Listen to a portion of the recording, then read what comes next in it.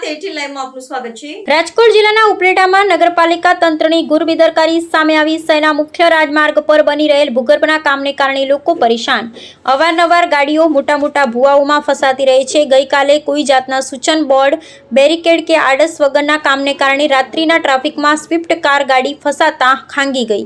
Swift car ફસાવાને કારણે bumper, side સહિતના ભાગોમાં નુકસાન। સ્થાનિક વેપારીઓ, એસોસિએશનો તેમજ સામાજિક સંસ્થાઓ દ્વારા નગરપાલિકા તંત્રને અવારનવાર રજૂઆત કરવા છતાં પણ તંત્ર ઘોર નિંદ્રામાં હોય। લોકોને હાલાકી। છેલ્લા 5 દિવસમાં કેટલી બધી ગાડીઓ રસ્તા પર ફસાયેલ। રોડ પર મેટલ પાથરી સિમેન્ટ લગાવી રોડ વ્યવસ્થિત ચાલુ કરવા માંગ। હું જયેશ વસંત, પ્રમુખ અનાજ કરિયાણા association Upleta, joint secretary chamber of commerce Upleta. હાલમાં ઉપલેટા શહેરમાં ભૂગર્ભ ગટરનું કામ ચાલી રહ્યું છે, નલ સે જલનું કામ ચાલુ રહ્યું છે, ત્યારે કોન્ટ્રાક્ટર આડેધડ ખોદકામ કરી બેદરકારીપૂર્વક અધૂરા કામ મૂકીને બીજે કામ ચાલુ કરી દે છે।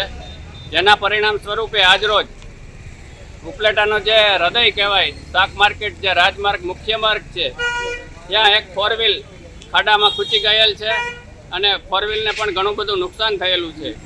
ત્યાં કોઈ આડસ નહોતી કે ડાયવર્ઝનના કોઈ બોર્ડ નહોતા મારેલા। કોન્ટ્રાક્ટરની અને નગરપાલિકાના સત્તાધીશોની બેદરકારીનું આ પરિણામ છે। અગાઉ ભાઈ સવારે ગાડીઓ ઘણી આન પહેલા પણ ફસાઈ ગઈ છે, શું કહેશો? અને ખાડામાં એ ગાડી ફસાઈ ગયેલી છે, ગાડીને ઘણું નુકસાન થયેલું આની છે। પહેલા પણ આના માટે અમે ઉપલેટા શહેરમાં ભૂગર્ભ ગટર યોજનાની એક સમિતિ બનાવેલી છે, જે આડેધડ કામ હાલે છે। એના માટે અમારે મિટિંગો કરવી પડેલી છે।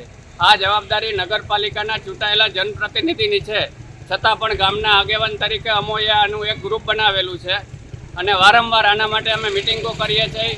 કોન્ટ્રાક્ટરને વારંવાર સૂચના આપવી પડે છે। પ્રજાને ખૂબ જ હેરાનગતિ થઈ રહી છે ત્યારે કોન્ટ્રાક્ટરની ખૂબ જ બેદરકારી છે। અમે શું માંગ છે? કોન્ટ્રાક્ટર કોઈ યોગ્ય ધ્યાન આપતા નથી। અમારી શું માંગ છે? અમારી માંગ છે કે જે કામ એક ચાલુ કરે તે વ્યવસ્થિત રીતે પૂરું કરે, પ્રજાને અગવડતા ન પડે તેવી રીતે એને કામ કરવું જોઈએ। જ્યાં સાઇનબોર્ડ મૂકવાના હોય ત્યાં સાઇનબોર્ડ મૂકવા પડે, રસ્તો બંધ કરવો હોય તો અગાઉથી જાહેરાત કરવી પડે એમને।